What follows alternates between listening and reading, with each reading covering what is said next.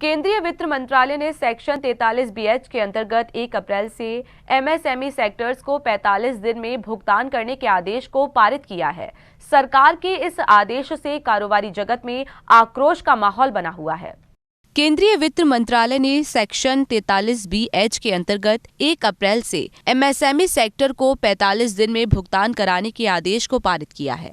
सरकार के इस आदेश से कारोबारी जगत में आक्रोश का माहौल बना हुआ है। टैक्स गुरु दीपक माहेश्वरी का कहना था कि सरकार के इस नए आदेश से अगर कोई उद्यमी और व्यवसायी पंजीकृत एमएसएमई इकाई से खरीदारी करता है, अगर उसने 45 दिन में उस इकाई का भुगतान नहीं किया तो खरीदारी में प्रयोग की गई धनराशि को आयकर विभाग इनकम मान लेगा और इस धनराशि पर उसे 30% इनकम टैक्स विभाग को देना होगा।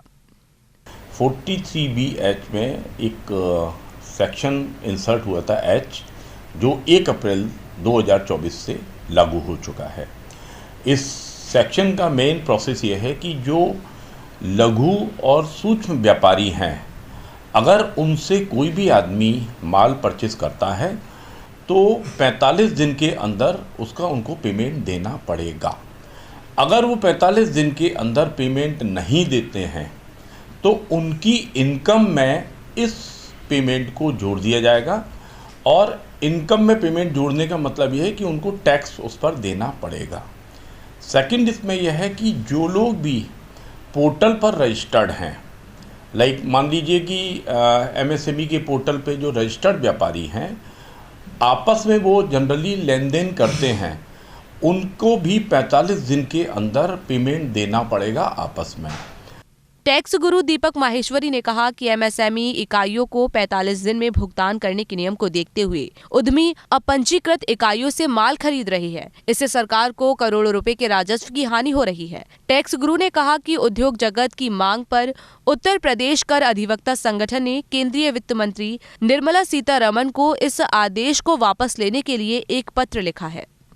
इसका इम्पैक्ट ये आ रहा है मार्केट में कि जो व्यापारी हैं, जो खरीदार हैं, वो रजिस्टर्ड एमएसएमई के व्यापारियों से माल परचेस नहीं कर रहे हैं, क्योंकि उनको ये पता है कि अगर हमने 45 दिन के अंदर पेमेंट नहीं दिया तो हमारी इनकम में जुड़ जाएगा। इसलिए वो अनरजिस्टर्ड और ट्रेडर्स से माल परचेस कर रहे हैं, क्योंकि ये नियम ट्रेडर्स के लिए लागू नहीं होता है। अब इसमें सबसे बड़ी चीज़ ये निकल के आ रही है कि हम इस नियम को कैसे किस तरीके से व्यापारियों को बचाएं।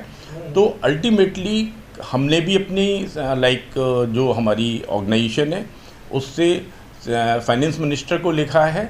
शायद हो सकता है कि जो नया बजट आ रहा है, फुल बजट जो आएगा, उसमें इस नियम का कहीं ना कहीं कोई प्रोविजन करेंगे, लेकिन अभी यही है। केंद्रीय वित्त मंत्री जुलाई माह में देश का आम बजट पेश करने जा रही है। उद्योग जगत से जुड़े लोगों को आशा है कि इस बजट में वित्त मंत्री उन्हें कुछ राहत दे सकती हैं। सी न्यूज के लिए अजय बहादुर की रिपोर्ट। आगरा के सर्वाधिक लोकप्रिय चैनल सी न्यूज के यूट्यूब चैनल को सब्सक्राइब करें और हाँ, बेल आइकन को प्रेस करना ना भूलें।